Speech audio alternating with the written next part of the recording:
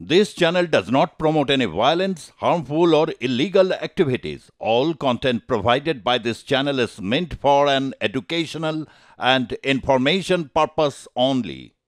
সত্যি কি টলিউডের ডন, টলিউডের রবিনহুড, টলিউডের ত্রাতা, টলিউডের নায়ক, আবার টলিউডের খলনায়ক স্বরূপ বিশ্বাস নিজেকে কেমনভাবে দেখেন?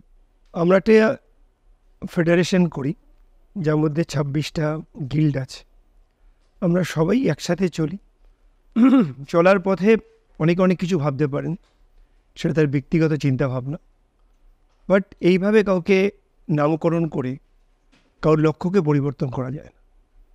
কেউ কেউ তো চেষ্টা করছে লক্ষ্যটা পরিবর্তন করা। চেষ্টা করুক, অবশ্যই চেষ্টা করা উচিত, চেষ্টা করে দেখুক। আমি ইন্ডাস্ট্রিতে প্রায় 14 বছর হয়ে গেল, অনেক তো চেষ্টা হলো, লাভ হবে না কিছু।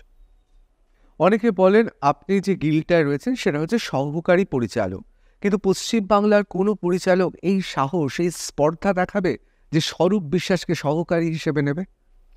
এই প্রশ্নটা আমি আগেও করেছিলাম।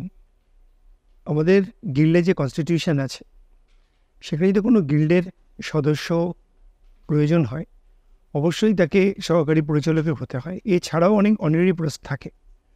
কনস্টিটিউশনটাকে আপনাকে জানতে হবে। প্রত্যেকটা গিল্ড আলাদা করে অ্যাফিলিয়েটেড হচ্ছে আমাদের লেবার ইউনিয়নে।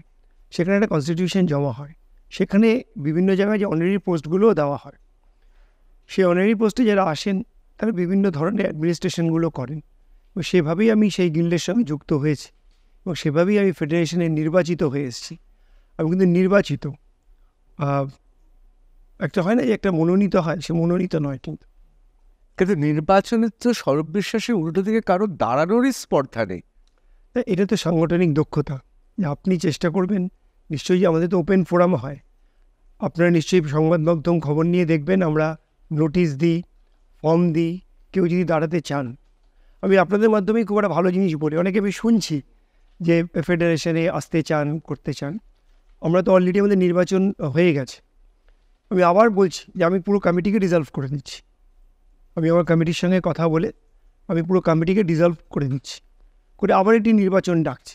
আমি সবাইকে বলছি, আসুন না, আপনি ফেডারেশনে এসে দাঁড়ান, সমস্ত টেকনিশিয়ানের সামনে গিয়ে আপনার বক্তব্য বলুন।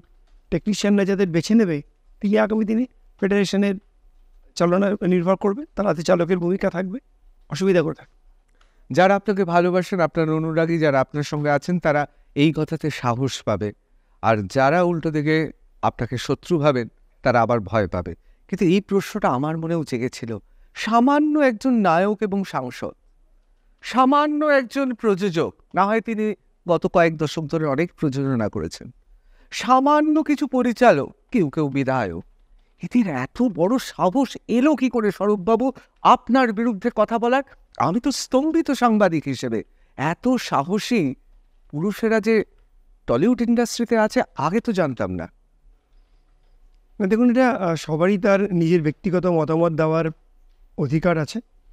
সবাই ফেডারেশনে বিভিন্ন গিল্ডের অন্তর্ভুক্ত, পরিচালক হোক, প্রযোজক হোক। ফ্যামিলি আমাদের ফ্যামিলির মতন, টলিউডকে আমরা ফ্যামিলির মতন মনে করি। আমরা প্রযোজককে কখনোই আমাদের শত্রু মনে করি না। It's like a family. ফ্যামিলিতে সবার বলার অধিকার আছে, কিন্তু তার একটি পরিমাপ থাকা দরকার। আর কোন জায়গায় আমি কথা বলছি সেটা একটা অবশ্যই তার জানা দরকার। যদি কোনো সংগঠনে আপনি অঙ্গ হন, সাপোজ আপনার এখানে যারা কাজ করেন, যদি কোনো তাদের বক্তব্য থাকে বা কোনো বিষয়ে তারা বলতে চান, তাহলে আপনার অ্যাডমিনিস্ট্রেশনকে বলতে হবে, চিঠি লিখে হোক, তিনি যাকে রিপোর্ট করেন তাকে জানাতে হবে। এটা না করে তিনি অন্য সংবাদ মাধ্যমে গিয়ে আপনার বিষয়ে মন্তব্য করেন, সেটা কি আপনার সংবাদ মাধ্যম সেটাকে সমীচীন মনে করবে? ফেডারেশন তো ঠিক তাই, সেখানে 26টা গিল্ড, প্রত্যেকেই কোনো না কোনো গিল্ডের সদস্য।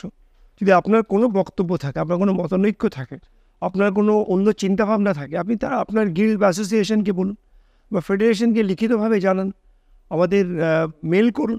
আমাদের কোনো আপত্তি নেই, তো আমরা তো নিশ্চয়ই সেটা পর্যালোচনা করব। কিন্তু আপনি সেটা না বলে যদি আপনি প্রকাশ্যে নিজের নাম করার জন্য সংবাদ মাধ্যমে বলেন, বিষয়টি নিয়ে নিচে আলোচনা না করেন, তাহলে সমস্যা সেখানে দাঁড়ায়। সবার বলার অধিকার আছে, কিন্তু আপনি যেটা সমালোচনা করছেন সেটা যেন অবশ্যই সমালোচনা যেন যুক্তিসঙ্গত হয়। যুক্তিপূর্ণ সমালোচনা আমরা সবসময় পছন্দ করি বা আমরা ওয়েলকাম করি। অযৌক্তিক কথা বলে শুধু শুধু নিজের নাম বাড়ানোর জন্য কোনো যুক্তি নেই। সংগঠনের অঙ্গ হিসেবে সেটা করা যায়।